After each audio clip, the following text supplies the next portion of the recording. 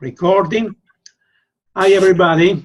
My name is Giuseppe Leone, and thank you very much for participating in our series of online peer mediation simulations.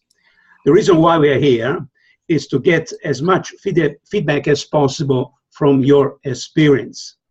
So in the first part of this chat, Cindy will ask Erin and Jada a few questions about their experience. And Cindy, if you don't mind, introduce Erin and Jada, or ask them to introduce themselves, of course. Sure. And in the second part, Karen will do the same with our mentors, Alexandra and Peter, okay? So Karen, Alexandria, and Peter, can you please turn off your webcam, okay? Peter is gone, and I will do the same. Okay, Cindy, go ahead. The floor is yours. Hi, everyone. I have two mediators, one former mediator and one present mediator. And I'm going to ask Erin to introduce herself, and then Jada, I'll ask you to do the same. Erin?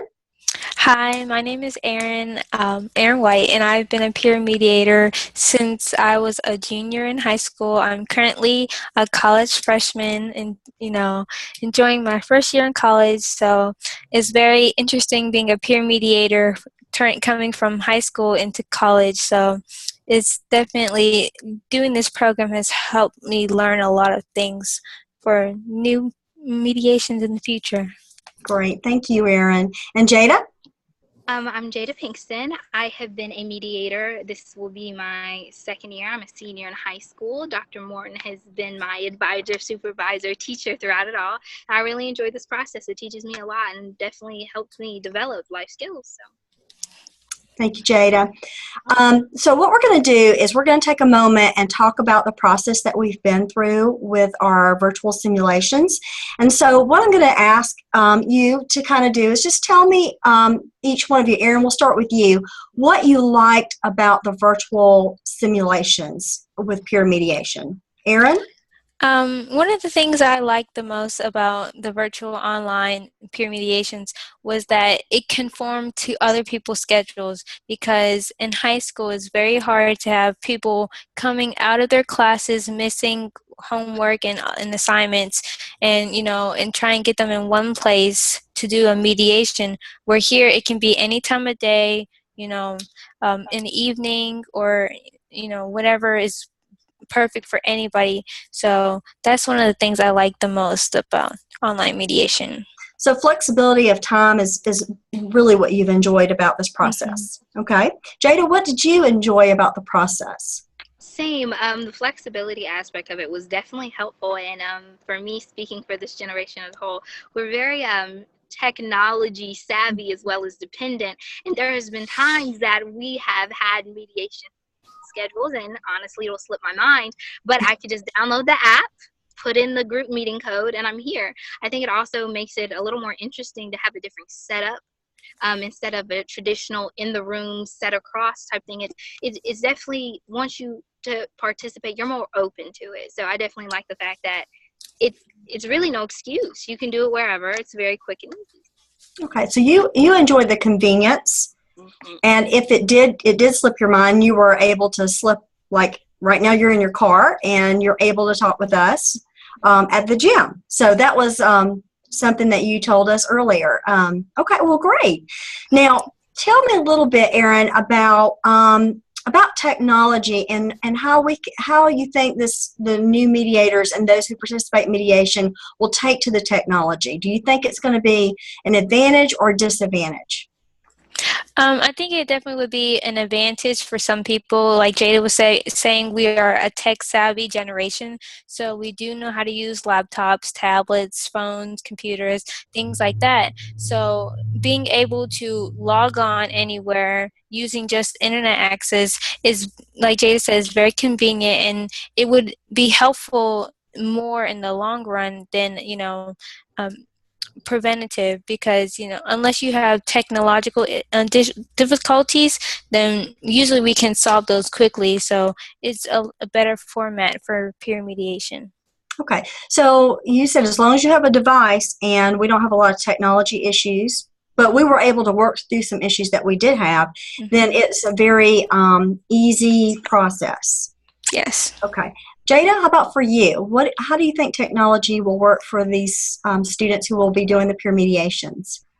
I feel the same. I really do think this is an advantage. Also, I'm just thinking about certain things. When I said there's no excuse, sometimes everyone doesn't drive. Sometimes everyone doesn't have a car. Sometimes everyone's parents can't get them to a certain place. Sometimes people get sick. This is a way that really allows you to get an issue solved and do it quickly. Like I said, we're technology, we're savvy. This is our area of expertise. This is our scope of practice, if you will, and it's helpful. It really is. And we also, usually when we mediate with younger people our age. So I definitely think it's definitely an advantage. Okay, so it's going to be an advantage because if someone wasn't at school, then we can hook up with them in the evening and we can get it solved quickly so we can get things going back to normal. Is that what I heard you say? Yes, ma'am. Okay.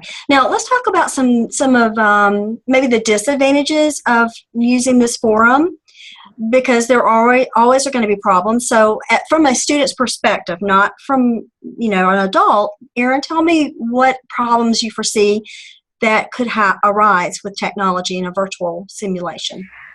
One of the probably the greatest problems would be distractions, because you are probably most likely at home, and you could have family members, you could have pets, you could have friends over. They could be trying to talk to you while you're doing a peer mediation, and you need to have your full attention on the mediation. So if your phone is buzzing off, on and off, and you keep looking to reply to your messages, that takes away from the mediation itself and from the process. So things like being easily distracted is probably one of the greatest disadvantages about using it on a virtual thing, because whenever we're in person in the same room, we lay out the ground. We say, hey, don't have your phone out, this is all confidential, no one's going to come in here and mess with you. So that kind of is taken away whenever it's virtual. Okay, so distractions can be a problem, right? And Jada, what do you see could be some issues? I think one major thing is not the guarantee of confidentiality, as well as I agree with the distractions, but when we have a very formal, we sit down, it's 4 people in a room, 2 on 2 or more sometimes, you sign the contract, you break down the ground rules, and of course you say this is confidential, but when you're over a screen or over a device, there's no guarantee who's in the room. Some people aren't always as honest. So I feel like that's probably one of the disadvantages. There's always going to be glitches with technology. And even in a formal setting, it's not always guaranteed it will be confidential, but the likeliness of that being able to happen is more so. Okay, so you feel the biggest issue is confidentiality, right? And that is a big issue. I just have one more question for you guys, and this is about the mediators themselves. How do you feel that the virtual forum will be successful in helping us develop our skills? I mean, taking it to the point where we're doing training online and we're doing role-playing online. Erin, what do you think? Because you've done it the traditional way, so tell me. I think there are good things and bad things. Whenever you are in the same room with your co-mediator, you can kind of feel their energy and you can, kind of balance off of them. Now, whenever we did the simulations, it was very easy to, say, hey, this is my co-mediator, and, go back and forth, because since it was virtual, you couldn't talk at the same time, so you couldn't hear each other. So whenever we're in person, it's more like you feed off each other's energy and the vibes that they put out. But virtually, you have to actually listen to what people are saying, and so it does sharpen your skills, your listening skills, and your communication skills, because you have to repeat what each other are saying, and make sure that everyone understands what's going on.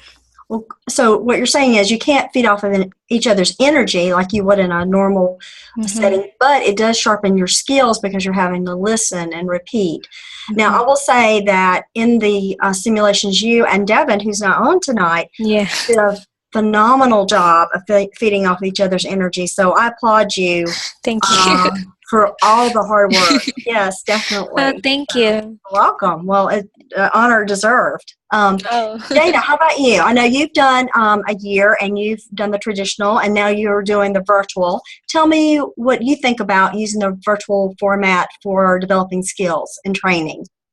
Erin's response, I've hit it right on the head. Like, she is spot on with that. It definitely takes patience. And all of this does, but virtually you definitely have to listen. If the connection is poor, you have to be patient. Hey, can you hear me? Is everything okay? Is there something we can do? Do you want to reschedule? Whereas, like she was saying, in a more formal, in a traditional setting, you're sitting here and you're face to face. You can observe body language. You can kind of feed off this. You have to be more attentive. You have to pay attention.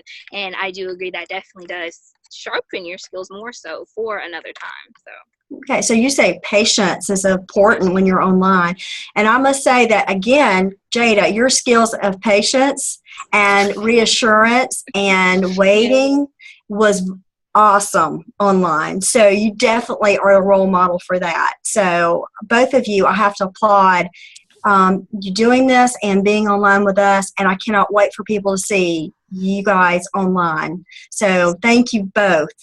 You're welcome. Thank you, Dr. Morton. Thank you so much, Dr. Morton, for everything. Thank you. So thank you, Erin and Jada, for your feedback. And Cindy and Erin, you can turn off your video now. And Jada, if you're going to be there for the second part of the meeting, fine. Otherwise, we'll send you the video anyway. Okay, so you'll not miss anything. I know that you're very close to the gym, so I don't know what your schedule is. I'm gonna go, but like I said, thank you guys so much. It was an honor working with you all. Thanks. Bye. Bye. Bye. Bye, Jada. Bye. Erin, can you turn off your camera at the bottom when it says stop video? Okay. And Peter? What happened to Peter? Oh, Peter is there. All right. Okay. Bye, Peter.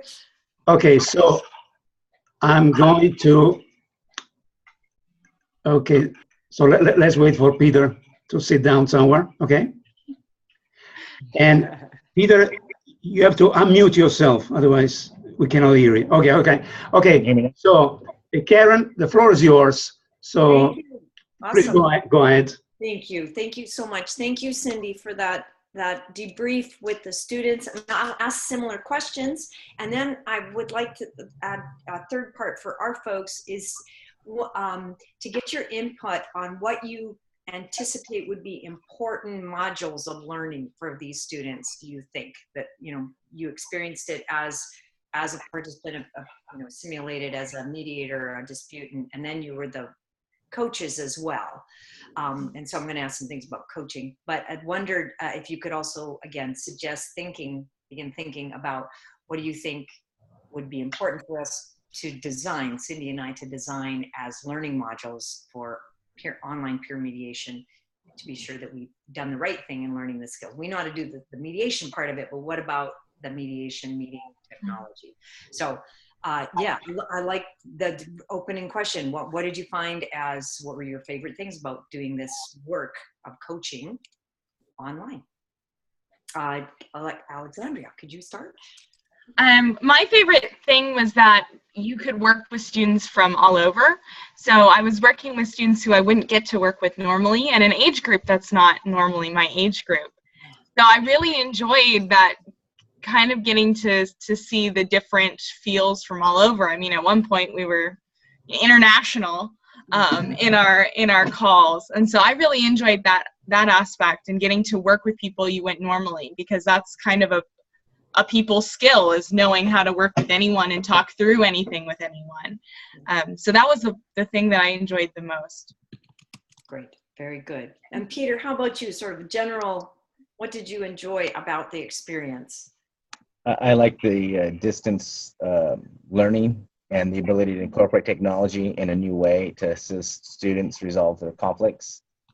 So that was pretty interesting. I like the flexibility that it was cross-platform, so they can use the iPad, Google, Android devices, tablets, and then as some of the students demonstrated, they could do it from their car. And so I like that flexibility, which also allows the people with the conflict to perhaps be in a safe spot or go into a safe area where they feel more comfortable. I do like that. From the conflict, very good. Yeah, that's an interesting thing. So I hear you saying that part of what was appealing to you as a coach was that, you know, that ability to work with people from lots of different places, seeing the power of the technology, and the flexibility that that technology brings with different tablets, phones, and so on. And then, and this is, I think, kind of an interesting comment, to see that students could be in a safe place to experience this conflict resolution moment.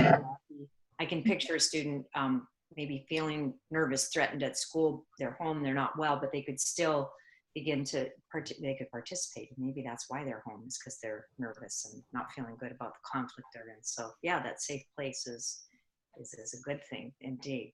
Alrighty, let me see here. The one other thing I want to add too is yes, please. Please. I like the idea that we can record them. Yeah. That they can be played back, so that yes, good. We can see how we reacted with the students. The students can see how they interact with each other. And then again, it gives perspective, because it's not going off what you want to remember, which usually you put yourself in a good light, other people in a bad light. Now you have an objective way to review the discussion we had.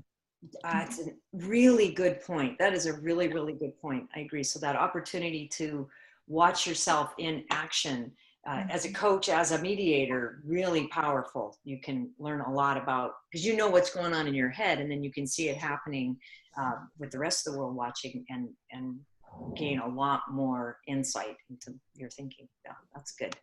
Excellent, good ideas. What do you see as drawbacks or challenges of this platform and medium, Alexandria?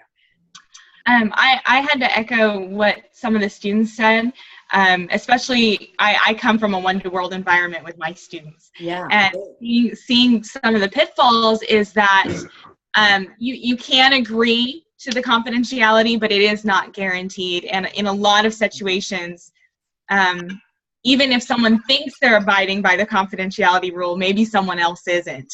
And it could get out there in any way, shape, or form. Not talking to anyone, you know, we can pull up different documents. They could be chatting with someone as it's going on. And there's no real way, as far as I could see from what we were doing, to stop that or even know that it was happening. So that would be my biggest concern, is when you're in a room by yourself, you can kind of shut the door and see what's happening, but in this environment you just can't guarantee the confidentiality. As Cindy said, it's real, and it's a big problem, and that will certainly be a part of what we need to address in a pre-conference form or agreement form to participate. But you're right, even if you sign and say I promise, there's still open potential for someone else listening in or whatever. Yeah, Peter, that is one of the things too. Like I'm right now, you know, at work with coworkers who you can't see, but they can hear me talking. Talking, but they can hear me, and so that could be an issue. One thing that might help with that is maybe using like a secure browser. I know at the testing office at Fresno State, they use what's called a lockdown browser, and so when you activate that browser, all the other apps on the computer stop. You can't use anything else. That doesn't prevent somebody from having a cell phone and recording it audibly or whatever, but at least it can't be captured from the computer. One of the other things that I want to add too is the lacking of body language. Sometimes you might get a good face shot, but you lose a lot of communication because you can't see the body. And that could be potentially, you know, challenging too for someone to conduct a discussion with only partially, you know, the face showing partially. The whole person, Something that I want to add to it, which is kind of on the other side. Again, coming from my one-to-world perspective, I mean, me and my students are on our devices all day, and we actually just did a lesson on cyberbullying. And part of it is they're on the technology. As the students are saying, this is their world. And so part of this, what I like about this forum is that it's using their technology that they live in that can sometimes cause the problem as the solution. Oh. So it's a way to teach them how, if when used properly, it can be a really powerful tool. So I think we have to model for them, this is the way you use it, not the other way. That sounds like a really good quote, like for the website or something right there. I like that. That's good. I'm trying to take some notes, but I'm not sure I caught that exactly. That was good. So using what can cause problems As constructively as a way of resolving the problem, that's sort of turning itself on itself. Yeah. Nice. I'm good. That's the beauty. We recorded it. We can replay it. Yeah. That's right. Okay, good. Forget about it. I'm not even going to try. Yeah. Why am I taking notes? See, I'm still in that old world where I think like, yeah, just watch it again. Forget about it. I'm not being distracted by that. The students are distracted by their cell phone. I'm distracted by my paper. Well, not paper and pencil, but almost. Oh, good. Great. One thing. Is there anything else you'd like to jump in on this? And then I wanted to think about skills specifically. One thing that might help with the privacy issues, what are the chances of having, like, the school site, having a media cubicle, with a computer and a webcam? It only needs to be like 4x4. It doesn't have to be, a large room, but like a cubicle where a student can sit and have a webcam and a monitor set up so that we know for certain that could be in that room with them. It's not so important for the mentors or the teachers or the people that are receiving the program, but for the students having the conflict, if they had a site, cubicle, room, closet they could go into to conduct the meeting online or on the phone, and that might help make it more secure and not allowing them to have people in the room with them eavesdropping or that kind of thing. Just a suggestion. No, that's and potential. I mean, we talked about kids could participate at home, but they could participate at school. And you're right, that could be a nice part of it. Yeah, that just occurs to me. I didn't have this as a prepared question, but thank you, Peter. That's a good idea. And in terms of not selling it, but proposing that this be a service for schools in the future, it's a couple years out, perhaps, or a year at least out. What would you want to see as part of the terms of agreement, if you like, Alexandra? Like you as you say, you work one-to-one, you've got a lot of technology, and we come to you and say, hey, we could train your kids online, and then they could offer and participate in online sessions with real live folks. What would be the important pieces to know that this was a good thing for your school to sign up for or encourage their kids to participate in? I'm wondering about that. I know that our school is very big on empirical research. So coming with the data that this does work would be the major sell at my school for sure. The other thing is the training component, and the curriculum. If there's a curriculum that would be in place to get them ready to even participate in a mediation, of going, okay, here's how you participate in a mediation as a disputant, here's how you do it as a mediator, because our school is very big on, when we use technology, what are we as a consumer and a creator? So that would be big sell at my school for sure, with the one-to-one devices. And I think because our kids all have Chromebooks and my school is one-to-world, the big sell is the kids could do it from home because they have a school-issued device that goes home with them. So they have webcam and internet with them at all times. So we could do it from home from a safe space, with no excuses, especially for my kids, and doing it that way. So I think the versatility of being able to do it online is a big sell for one-to-one schools, and then having the curriculum in place that the students would go through in the classroom with the teacher would be a big sell as well. Yeah, that's a really neat point, and thank you. I did write that down. And I'm just thinking about, maybe your students are there are just a few students who are trained to be mediators, and it would still be helpful for those potential consumers of this process to be able to see the curriculum.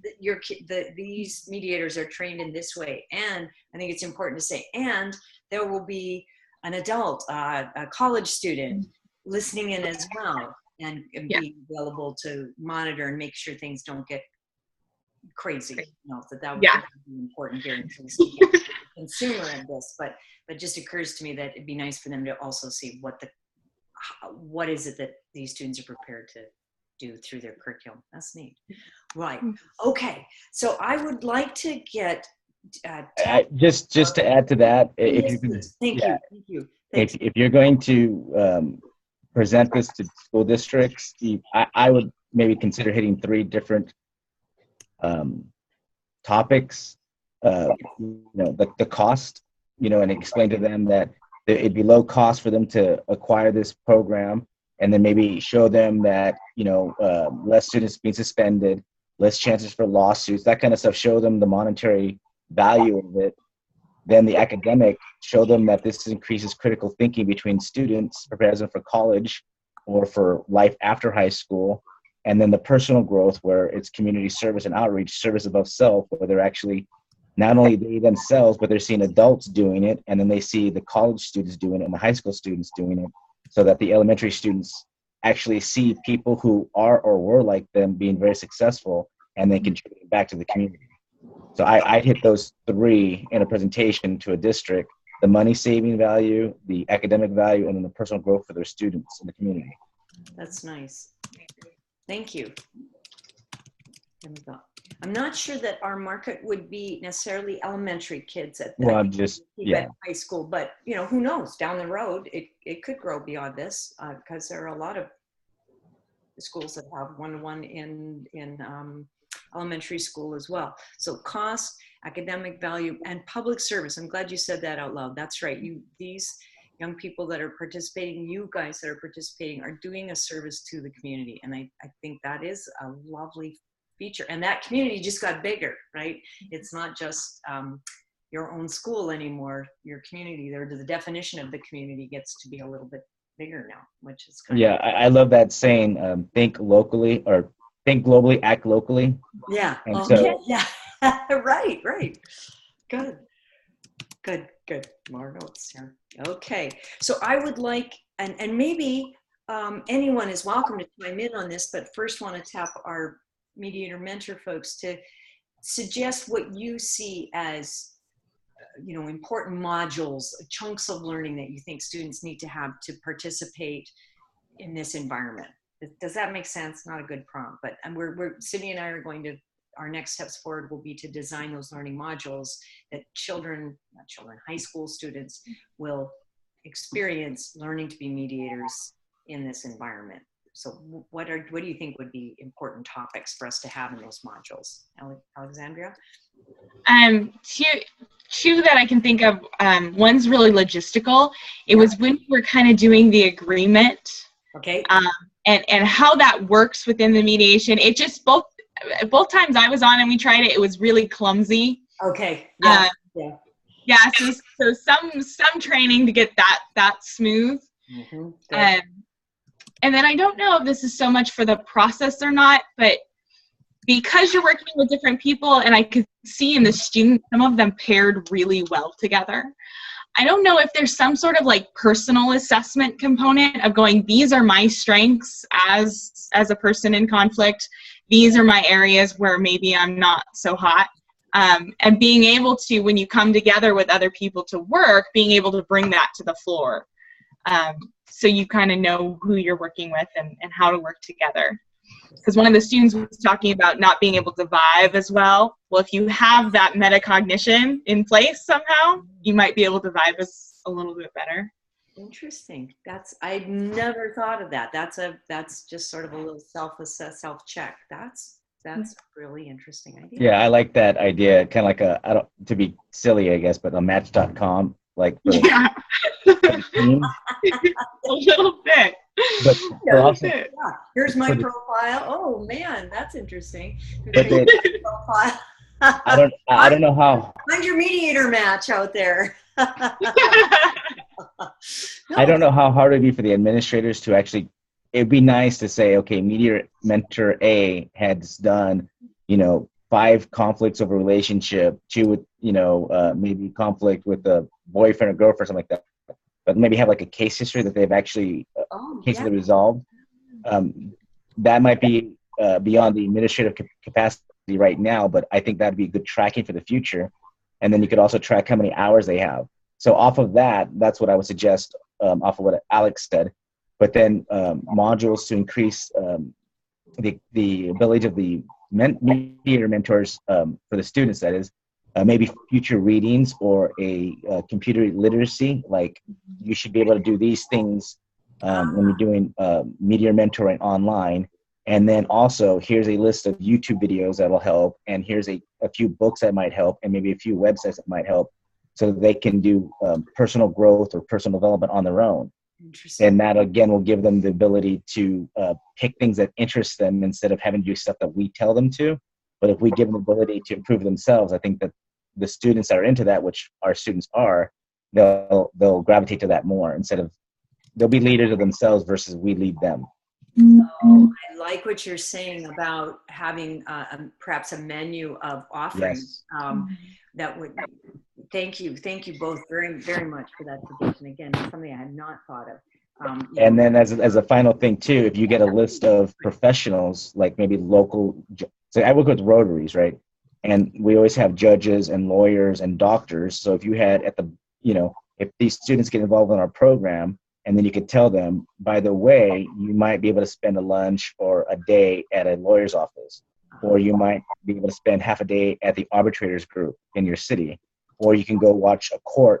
She was talking about debates. One of the students was talking about debates. Well, you get an invite every year to the annual debate for high school students who are into conflict resolution or something like that. Yeah. That's seeing, we're always trying to grow that world of ADR and ACS, yeah, exactly, conflict resolution, where you begin to see a bigger picture of this work. Great suggestion. Those are good ideas. So in terms of the self-selecting of modules, and I really, that really piqued my attention. What do you anticipate are the kinds of skills? And I don't know, maybe if the high school kids have something to contribute here too, that would be really neat. Like for myself, I just did a training today. We worked on active listening. We worked on, restating. We worked on understanding feelings. We worked on questioning to be sure that we have exposed all the feelings that are underneath it. So I've got some skills in my head, but I'd like to hear from you. What do you think are some other mediator skills that may not be so typical in the mediator world? What are things that you think kids should be good at doing that they could use some practice in?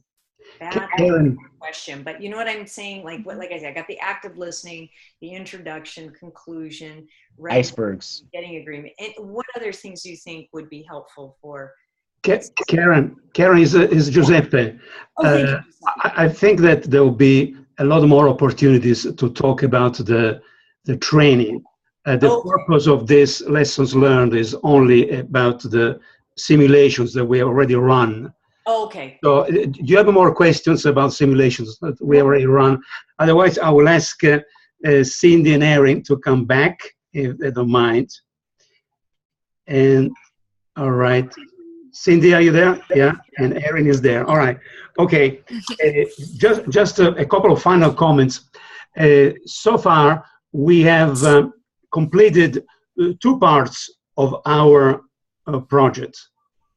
The first part is what is called a clearinghouse, a place where new schools who are interested in peer mediation and online peer mediation can find a list of resources, standards, best practice, and so on. Part number 1.